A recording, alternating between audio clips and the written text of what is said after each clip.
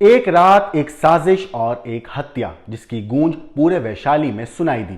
3 मार्च की रात पप्पू सिंह अपने घर से निकला, लेकिन फिर कभी वापस नहीं आया। जीपीएस रिकॉर्ड ने दिखाया कि उसकी स्कॉर्पियो गाड़ी एक जगह पर घंटों खड़ी रही और फिर वो लावारिस हाल में मिली, लेकिन पप्पू का कोई सुराग नहीं था। पुलिस जब इस गुत्थी को सुलझाने में लगी तो जो सामने आया वो किसी फिल्मी साजिश से कम नहीं था।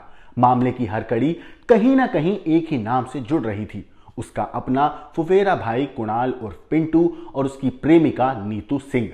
क्या पैसों का लालच इतना बड़ा था कि एक भाई ने ही अपने भाई को खत्म कर दिया, या इसके पीछे कोई और गहरा राज छिपा हुआ था? हत्या की साजिश में शामिल थे 3 लोग। एक पार्टी का बहाना, शराब और मटन की दावत, और फिर अचानक बांस के डंडे से वार गला दबाकर मौत की नींद सुला दिया गया। लेकिन अभी तक लाश कहां है?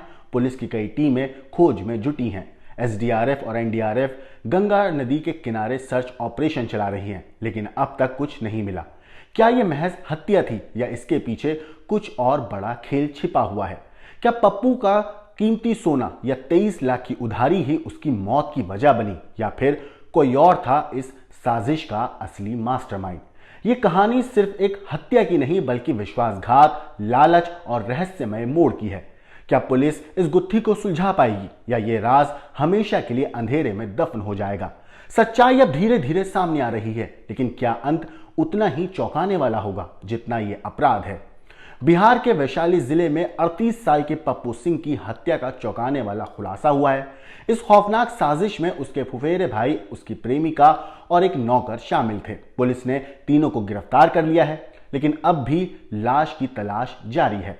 हत्या के पीछे एक ऐसी साजिश थी जिसकी कल्पना भी करना मुश्किल है। पुलिस के मुताबिक कुणाल उर्फ पिंटू, जो कि उसका फुफेरा भाई है, उसने अपनी प्रेमिका नीतू सिंह और नौकर मंजय पासवान के साथ मिलकर इस खौफनाक वारदात को अंजाम दिया।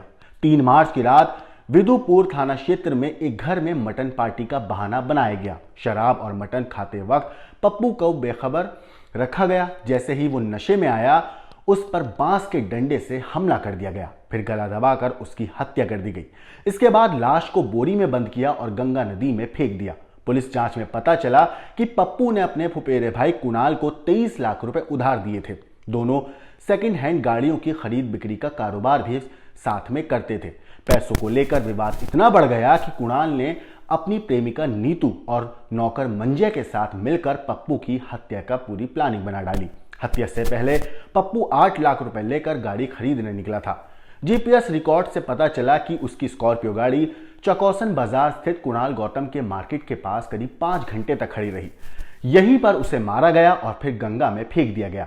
पप्पू के चाचा शंभू सिंह ने इस मामले पर कहा है कि जब वो निकला था उस वक्त पप्पू, तब उसने 250 ग्राम सोने के आभूषण पहने थे। पुलिस को शक है कि हत्या के बाद लूटपाट भी की गई होगी। हत्या के बाद सबूत मिटाने की पूरी कोशिश की गई। जिस घर में कत्ल हुआ उसे हार्पिक से धोकर पूरी तरीके से साफ कर दिया गया।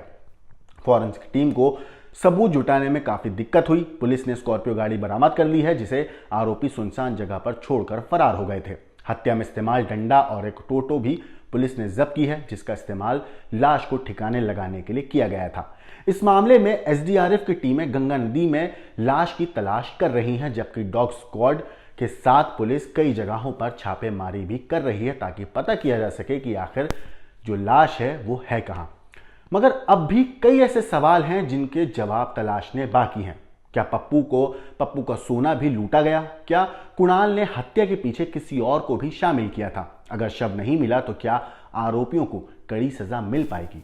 पुलिस का इस मामले पर दावा है कि बहुत जल्द पूरी सच्चाई सामने आएगी और दोषियों को सजा मिलेगी।